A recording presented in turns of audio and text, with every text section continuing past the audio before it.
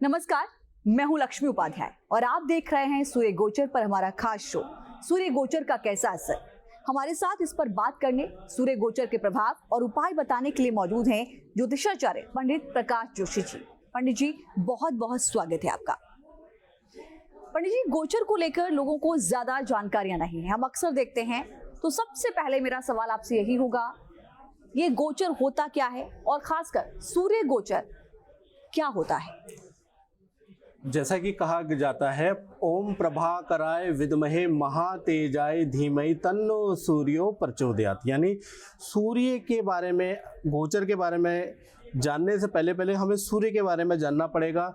और कहा जाता है प्रभाकराय विद्महे महातेजाय, यानी कि देखा जाए तो जो सूर्य है वो पिता के कारक होते हैं, पिता माँ के कारक होते हैं। सूर्य जो है सरकारी नौकरी के, शासन के, सत्ता के कारक होते हैं।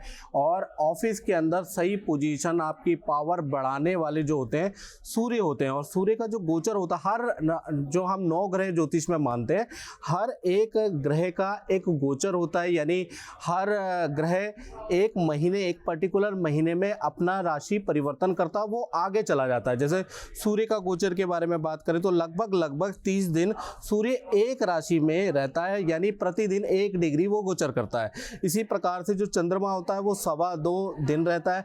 मंगल की संभवतः देखा जाए तो 45 दिन के क्या अंतराल रहता है, 45 से 50 दिन। इसी प्रकार से गुरु का देखा जाए, शनि का देखा जाए तो ये गोचर होते हैं जो कि हम देखते हैं। और उसके अंदर भी देखा जाए तो महीने के अंदर, अगर गोचर के बारे में बात करें, जो महीने के अंदर चेंज होते हैं वो सूर्य का गोचर देखा जाता है महीने के अंदर। दूसरा बुध का और शुक्र का गोचर देखा जाता है। यानी कि एक राशि से जब दूसरी राशि पे सूर्य का गोचर होता है या राशि परिवर्तन करते हैं तो 12 राशियों में इफेक्ट पड़ता है। उसके बारे में ऋषि ने विस्तार से चर्चा की है। उसके बारे में भी इस कार्यक्रम में हम चर्चा करेंगे कि क्या चर्चा की है और कैसा गोचर देखते हैं, किस तरह से गोचर देखते हैं, वो पूरा आपको आज इस कार्यक्रम में समझाने का प्रयास होगा जी। तो विस्तार से हम इस पर चर्चा करेंगे, लेकिन आचार्य जी, एक महत्वपूर्ण सवाल मेरा ये भी है कि गोचर का प्रभाव क्या होता है, जो कि अक्सर हम देखते हैं, चाहे सूर्य ग्रहण की, चंद्र ग्रहण की बात करते हैं तो उसके प्रभाव पर जाते हैं। तो गोचर का प्रभाव क्या होता है और क्या देश और दुनिया में भी सूर्य की चाल बदलने को लेकर कोई बदलाव आने के संकेत होते हैं? जी बिल्कुल। सूर्य के 2 तरह के प्रभाव होते हैं, एक देश दुनिया पे पड़ता है प्रभाव, ठीक है जी, कोई भी गोचर का, और दूसरा जो प्रभाव होता है वो आपकी राशि पे पड़ता है। तो जैसे अभी अगर हम बात करें तो ब्रह्मांड के अंदर देखा जाए तो कुल 9 ग्रह हैं।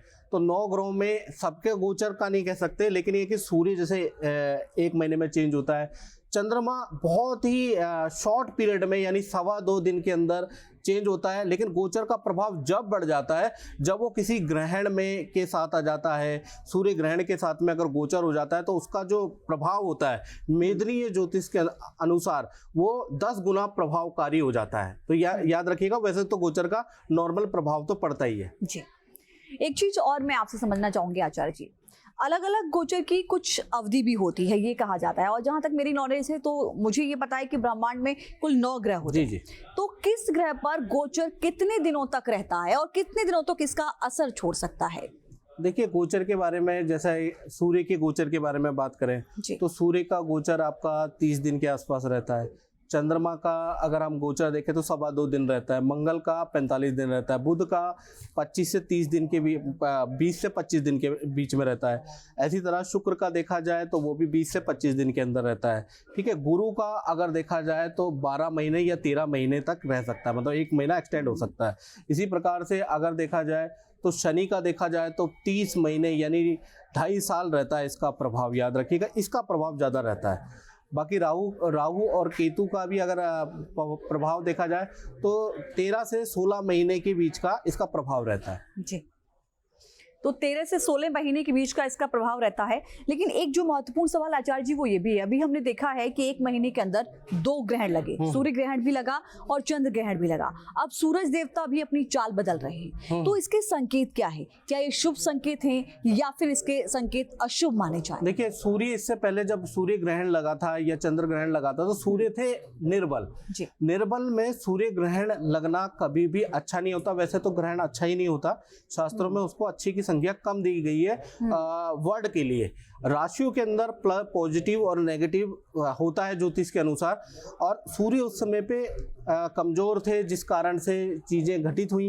अब क्या होगा कि सूर्य जैसे ही स्ट्रांग हो जाएंगे तो मान के चलिए कि वो देश दुनिया के लिए अच्छा है। जैसा कि सूर्य का 16 तारीख से लेकर 16 नवंबर 2022 में सूर्य का तुला राशि से निकल के वो वृश्चिक राशि में यानी कि अपने मित्र की राशि में यहाँ पर पावरफुल हो जाएंगे। इससे पहले वो नीच राशि में बैठे हुए थे, तो नीच राशि में बैठे हुए थे तो सत्ता पक्ष में वाद विवाद कर देते हैं, मौसम के लिए अच्छा नहीं होता, हर काम डिले होता है। ऑफिस में भी जो 12 राशियों के जातक देखेंगे कि उनके सरकारी काम, उनके ग्रोथ के काम धीमे बढ़ रहे हैं, या फिर एक अजीब सी नेगेटिविटी हमारे अंदर हो जाती है, क्योंकि सूर्य से ही हमें सूर्य कहते हैं ना सूर्य जो है देखा जाए तो प्रकाश के कारक है और चंद्रमा आपके मन के कारक है, तो दोनों का इफेक्ट मानव जीवन पे क्या हर 84 लाख जीव पे पड़ता ही पड़ता है। तो सूर्य अगर कमजोर हो जाते हैं तो ऐसे में हमारे अंदर डिप्रेशन, नकारात्मक चीजें आ जाती है, वो हमारे अंदर भी होगी, हमारे पिता पे भी होगी, हमारे बॉस पे भी होगी, जिससे कि वाद विवाद 12 राशियों के चल रहे थे। अब क्या हो रहा है, सूर्य जैसे ही पावर में आ जाएंगे वैसे ही 12 राशियां भी प्रभाव में आ जाएंगी। और भारत के अंदर अगर देखा जाए तो भारत के अंदर भी बहुत अच्छा होने वाला है। यानी अगर देखा जाए, डेट नोट कर लीजिएगा, 16 देखा जाए तो नवंबर के बाद जैसे सूर्य राशि परिवर्तन करेंगे तो एक महीने के अंदर प्रधानमंत्री या राष्ट्रपति से संबंधित कोई अच्छी सूचना आपको प्राप्त होगी, या कोई अच्छी अनाउंसमेंट प्रधानमंत्री या राष्ट्रपति करने वाले हैं। पहला चीज है, क्योंकि उनको चेष्टा बल सूर्य को मिल जाएगा, पहला चीज ही होगा। और प्रधानमंत्री की भी अपनी पावर और बढ़ जाएगी, पहला चीज ही होगा। साथ ही साथ जो सूर्य का जो गोचर हो रहा है, सूर्य, बुध और शुक्र, ये 3 ग्रह एक साथ बैठे हुए हैं। सूर्य के साथ में कभी भी बुध बैठता है तो बुधादित्य योग तो बनाता है, लेकिन मेदनीय ज्योतिष के अनुसार ये मौसम परिवर्तन का भी कारक है। यानी 16 नवंबर के बाद अचानक ही मौसम के अंदर परिवर्तन आ जाएगा, ठंड ज्यादा बढ़ जाएगी, बारिश भी आपको बूंदाबूंदी वाली बारिश आपको नजर आएगी। आपको एनसीआर के अंदर, दिल्ली के अंदर, गुड़गांव के अंदर मतलब 16 से लेकर और एक हफ्ते के अंदर आपको हल्की बारिश और ज्यादा ठंड नजर आएगी। साथ ही साथ सूर्य जैसे ही पावरफुल हो जाएगा, सूर्य कारक है सोना, चांदी, तांबे का, तो अगर आप कमोडिटी में इंटरेस्ट रखते हैं तो उनके रेट, उनमें तेजी आ जाएगी कहीं ना कहीं। सूर्य बुध का जो बुधादित्य योग जो बन रहा है वो खासकर देखा जाए तो सिंह, वृश्चिक और मीन राशि के लिए बड़ा लाभकारी है। तो देखा जाए तो 13 तारीख के बाद जैसे ही मंगल का भी गोचर हो रहा है, अभी मंगल वक्री है और वो वृषभ राशि में जाएंगे तो नवम पंचम योग स्टार्ट हो जाएगा। तो सूर्य का यहाँ पर आने से सूर्य क्योंकि 9 ग्रहों का राजा है, तो मान के चलिए कि ये जो 3 राशि है इनके लिए तो बहुत अच्छा रहेगा, इनकी कद पावर बढ़ जाएगी। कौन कौन सी राशि है? सिंह, वृश्चिक और मीन, इनके लिए ये जो 1 महीना काफी अच्छा रहने वाला है। अच्छा, एक चीज़ और पंडित जी मैं समझना चाहूंगी, जैसा कि आपने कहा कि जब सूर्य जो है वो स्ट्रांग नहीं होता है तो बहुत सारी चीजें आपको नेगेटिव कहीं ना कहीं वो नजर आने लगती हैं, जो आपके कार्य होते हैं वो रुक जाते हैं। छोटा सा उपाय चाहूंगी मैं उन लोगों के लिए जो चाहते हैं कि वो सूर्य को स्ट्रांग करें और अपने जीवन में जो चीजें रुकी हुई हैं या जो है रुकावट आ रही है किसी भी क्षेत्र में, उसको वो और ज्यादा स्ट्रांग करने के लिए क्या कर सकते हैं? पहली चीज देखिए, हर कोई कुंडली नहीं दिखा सकता है और हर किसी पे इतना सुविधा भी नहीं होती कुंडली दिखाने की, तो मैं आपको छोटी छोटी चीजें बताऊंगा जिससे आपको पता चल जाएगा कि आपका सूर्य कमजोर है या नहीं है। आंखें बंद करके आप उसको उपाय कर सकते हैं, फिर मतलब आपका एक कॉन्फिडेंस हो जाएगा। सबसे पहला चीज, अगर आपके पिता से वाद विवाद रहते हैं तो मान के चलिए डेफिनेटली आपकी कुंडली में सूर्य की स्थिति बहुत अच्छी नहीं है। दूसरा, यदि आपको चश्मा लगा है तो मान के चलिए आपकी कुंडली में सूर्य की स्थिति बिल्कुल अच्छी नहीं है, क्योंकि सूर्य नेत्र का कारक भी होता है और चश्मा लग गया, ये आईसाइट की प्रॉब्लम है, तो सूर्य की स्थिति आपकी कुंडली में अच्छी नहीं है। तीसरा, आप नोट करिएंगे आपके घर के अंदर बार त्योहार में, जब बार त्योहार आते हैं, जब दीपावली आ गया, होली आ गया, संक्रांति आ गया, देव उठान एकादशी आ गया, बार त्योहार में आपके ऑफिस के अंदर या आपके घर के अंदर कलेश हो जाता है, बेफालतू में मूड अपसेट हो जाता है, तो आपका मान के चलिए सूर्य अच्छा नहीं है। तो ये 3 स्थितियां इनमें से कोई सी भी जातक के साथ है तो मान के चलिए आपका सूर्य अच्छा नहीं है। अब ऐसे में करना क्या है? सबसे पहला उपाय, जनरली लोग क्या करते हैं, सूर्य भगवान को जल देते हैं। तो जल देना अति उत्तम है, लेकिन जल देने पे समय भी अति विशेष होना चाहिए। अक्सर लोग क्या करते हैं, जातक कहाँ गलती करते हैं, सूर्य को तांबे के लोटे से सूर्य को जल देते हैं। ओम गृणी सूर्याय नमः, ओम प्रभाकराय विद्महे महातेजाय धीमहि तन्नो सूर्य प्रचोदयात्, ये मंत्र का जाप करते हैं। लेकिन क्या है, वो टाइम जो होता है ना, वो टाइम को भूल जाते हैं। अगर आपको सूर्य को स्ट्रॉन्ग करना है तो आपको जल देना पड़ेगा प्रातः 5 बजे से लेकर और 8 बजे के बिटवीन। आप स्नान आदि के कार्य से निवृत्त होकर अगर आप जल देते हैं तो आपको सूर्य का जल जो आप दे रहे हैं उसका प्रभाव आपको दिखेगा। सूर्य को जो व्यक्ति जल देता है, याद रखिएगा, कुछ युवा भी हमारा कार्यक्रम देख रहे हैं, वो कहेंगे कि लॉजिक क्या है, तो मैं आपको बता दूं, जो व्यक्ति सूर्य को जल देता है, आप इसको लिख लीजिए और आप इसको अनुभव कीजिएगा। सूर्य को जो व्यक्ति जल देता है तो उसकी इम्यूनिटी स्ट्रांग रहती है, उसको जो है मौसमी बीमारियां कम लगती है, पेट की बीमारियां कम रहती है। अगर सूर्य को आप जल नहीं देते तो व्यक्ति जल्दी बीमार हो जाता है, ये देखा गया है। ओके, ये देखा गया है। सर एक चीज और मैं समझना चाहूंगी, क्योंकि आपने छोटे छोटे उपाय भी बता दिए और ये भी बता दिया कि आप कैसे ये समझ सकते हैं कि आपके जीवन में कहीं ना कहीं सूर्य कमजोर है। सूर्य की राशि परिवर्तन का असर हर राशि पर होता है और हर राशि के जातकों पर अलग अलग होता है। तो आपके मुताबिक ये गोचर किन राशियों के लिए शुभ होगा और किन राशियों के लिए अशुभ होगा, क्योंकि हम सूर्य गोचर की बात कर रहे हैं आज आपसे। देखिए, अगर सूर्य के ज्योतिष के अनुसार देखा जाए तो सूर्य का जो गोचर होगा वो कुछ राशियों के लिए अच्छा रहेगा, कुछ राशियों के लिए खराब रहेगा। उसके बारे में अगर हम चर्चा करें तो मेदनी ज्योतिष के अनुसार देखा जाए, जब भी सूर्य का राशि परिवर्तन होता है उससे आपकी राशि से यदि सूर्य तीसरा, छठा और 10वां और 11वां होता है आपकी राशि से, तो मान के चलिए कि आपको रंक से राजा बना देगा, आपकी स्थिति बहुत अच्छी हो जाएगी और आपका कद बढ़ जाएगा। तो अभी इस स्थिति में देखा जाए तो मैं मोटा मोटा आपको बता देता हूँ कि कन्या राशि, मिथुन राशि, कुंभ राशि, मीन राशि, ये जो 3 राशियां हैं ये गोचर के सिद्धांत को पूरी कर रही है। तो यहाँ से जो सूर्य है तीसरा, छठा, 10वां और 11 है, तो यहाँ पर सूर्य बहुत अच्छे दिग्बली होते हैं, बलवान हो जाते हैं यहाँ पर सूर्य। तो ये जो 1 महीना है, अगर आप जॉब के प्रयास में हैं, आप सरकारी काम के प्रयास में, तो आपको इसमें प्रयास जरूर करना चाहिए। पिता से कोई मनमुटाव चल रहा है तो बैठ के उसको सुलझाना चाहिए। बॉस आपके प्रसन्न नहीं हो रहे तो बॉस के लिए ये जो महीना है, ये महीना आपको बॉस की बात माननी चाहिए, उनसे बैठ के उनके रिश्ते अपने मजबूत करने चाहिए, आपको बहुत फायदा होगा। यानी देखा जाए, और जो नई नौकरी की ढूंढ रहे हैं बच्चे या करियर में कुछ संभावनाएं ढूंढ रहे हैं, तो 16 नवंबर के बाद, और उनकी राशि, अगर ये जो 4 मैंने राशियां बताई दोबारा बता देता हूँ, कन्या, मिथुन, कुंभ और मीन, ये राशियां हैं, तो आपके करियर में अच्छी ग्रोथ नजर देखने को मिलेगी आपको। जी, तो ये जो 4 राशियों वाले हैं उनको भी आज खुश हो जाना चाहिए, क्योंकि आने वाला वक्त जो है वो आपके लिए बहुत अच्छा आने वाला है। लेकिन ज्योतिष के मुताबिक ये माना जाता है आचार्य जी कि जिसका सूर्य मजबूत होता है वो रंक से राजा हो जाता है, यानी कि दिनों दिन उसकी बढ़ोतरी होती है, और जिसका सूर्य मजबूत नहीं होता उसको बहुत ज्यादा हानि होती है। तो जैसे कि आपने बताया कि किस तरीके से जल देना चाहिए, सुबह जो है 8 बजे तक जल दे देना चाहिए, लेकिन इसके अलावा क्या कोई ऐसे मंत्र भी हैं, क्या कोई इस तरीके की कोई प्रार्थना भी है, तो छोटे छोटे से उपाय करके हम जो है इन मंत्रों के जरिए वो भगवान सूर्य को प्रसन्न कर सकते हैं? देखिए, आपने बहुत अच्छी प्रश्न बताया, हमारे जितने भी दर्शक हैं, कि सूर्य का क्या है, कि सूर्य क्या है। सूर्य को आत्मा कहा जाता है, आत्मकारक कहा जाता है। आत्मकारक क्या है, अब आप बच्चे समझेंगे क्या होता है। दुनिया को देखने की 2 दृष्टियां हैं, पॉजिटिव और नेगेटिव। ठीक है, आप सफलता में भी असफलता तलाश रहे हैं, आप लोगों से ईर्ष्या रखते हैं, या छोटी छोटी परेशानियों से आप घबरा जाते हैं या उसका सामना करते हैं, ये चीज सूर्य, या आपका कोई कमिटमेंट है, आप अपने कमिटमेंट को पूरा करते हैं या नहीं करते हैं, तो ये चीज सूर्य से पता चलती है।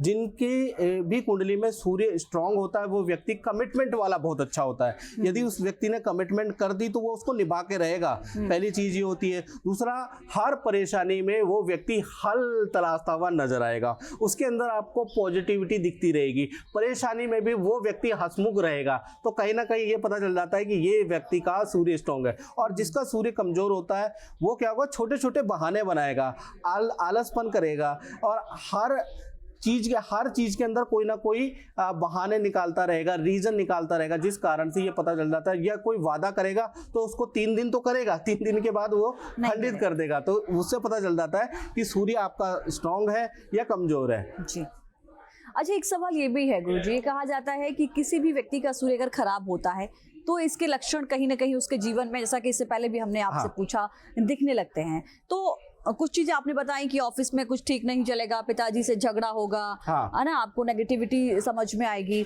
इसके अलावा भी क्या कोई इस तरीके की भी संभावना रहती है जिससे कि लोग समझ में आए उनको कि हाँ भाई हमारा सूर्य खराब है, और अगर ये है तो किस तरीके से हम इसको अपना स्ट्रॉन्ग कर सकते हैं? देखिए, सूर्य का देखा जाए तो अगर खराब होगा तो 3 सिस्टम मैंने बताए हैं। ये हाँ। बहुत अकाट्य सिस्टम है, आप देख लीजिएगा। जी। पहला सिस्टम ये होता है कि पिता से मतभेद होता है। देखिए, सूर्य पिता का कारक भी होता है, तो पिता से यदि आपके मतभेद चल रहे हैं, बेफालतू में मतभेद हो जाता है, तो कहीं ना कहीं देखा जाए तो सूर्य खराब है। दूसरा क्या होता है, मौसमी बीमारी आपको जल्दी लग जाती है। यानी जैसे अभी मौसम चेंज नहीं हुआ, आपको ENT की प्रॉब्लम हो गई, आपको पेट की प्रॉब्लम हो गई, या मौसम बदलाव में आप जल्दी बीमार हो जाते हो, तो कहीं ना कहीं आपका सूर्य डाउन होता होता होता जा रहा है। तो ये आपको याद रखना। तीसरा आपका नेत्र का, अगर आपका नेत्र कमजोर है तो कहीं ना कहीं आपका सूर्य कमजोर है। अब ऐसे में आपने सूर्य को कमजोर तो हो गया, अब इसके स्ट्रॉन्ग कैसे करें, इसके उपाय के बारे में भी हम चर्चा कर लेते हैं। तो यानी आपने गुरुजी, माफी चाहती हूँ मैं रोक रही हूँ, मेरा अगला सवाल आपसे यही होने वाला था कि क्या ये जो गोचर परिवर्तित होता है या सूर्य हमारा स्ट्रॉन्ग नहीं होता है तो क्या हमारे स्वास्थ्य पर इसका कोई असर पड़ता है? हालांकि आधा जवाब आपने इसका दे दिया है, लेकिन मैं ये भी चाहूंगी कि इसका असर अगर होता है तो कैसे होता है और उस असर को कम करने के लिए हम क्या कर सकते हैं? देखिए, अगर आपकी कुंडली में सूर्य स्ट्रॉन्ग नहीं होगा तो 100% आपके स्वास्थ्य में प्रभाव होगा, लेकिन बड़ा प्रभाव नहीं होगा।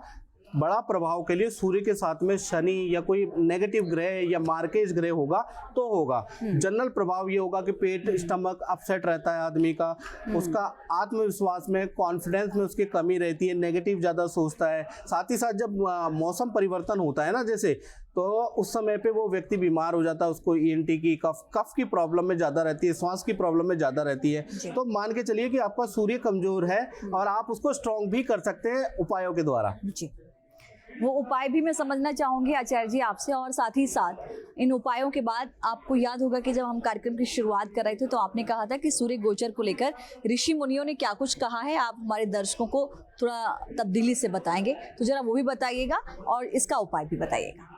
देखिए, सूर्य के उपाय क्या है, सबसे अच्छा है सूर्य गायत्री मंत्र। ओम प्रभाकराय विद्महे महातेजाय धीमहि तन्नो सूर्यो प्रचोदयात्।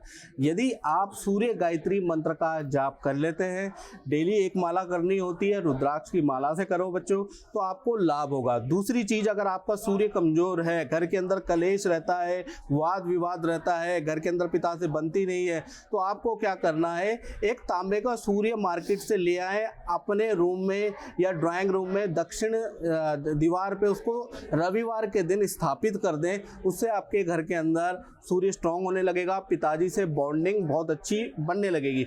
यदि आपको मौका नहीं मिलता है, आपके अंदर बहुत क्वालिटी आए, लेकिन सूर्य कमजोर होगा तो क्या होगा कि आपको उसका मौका ही नहीं मिलेगा, आपके बॉस आपसे खुशी नहीं होंगे, आपके मौके आपके हाथ से छूटते जाएंगे मेहनत करने के बावजूद भी। तो ऐसे में आपको क्या करना चाहिए, ऐसे में सबसे अच्छा जो उपाय है, आपको एक माणिक रत्न लेके आना है। माणिक तांबे में मंडवाएंगे तो उसका कोई नेगेटिव प्रभाव नहीं होता, तो माणिक तांबे में मंडवा के उसको रविवार को रिंग फिंगर में आप धारण कर देंगे।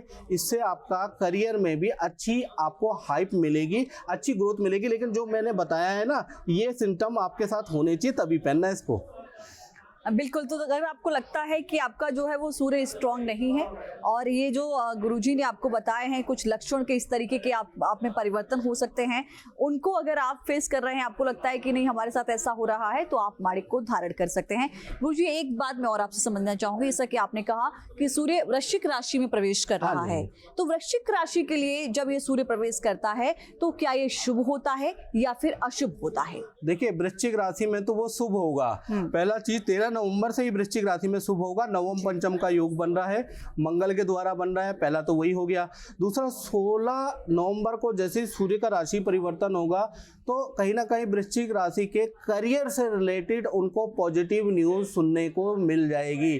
करियर में ग्रोथ मिल जाएगी, नई नौकरी अगर आप चाह रहे हैं तो नई नौकरी का परिवर्तन हो जाएगा। बॉस, उच्च अधिकारियों से आपको सराहना मिलेगी आपके काम में, आपको नए प्रोजेक्ट ये जो 1 महीने आपको मिले मिलेंगे पिताजी से, वाद विवाद आपके दूर होंगे।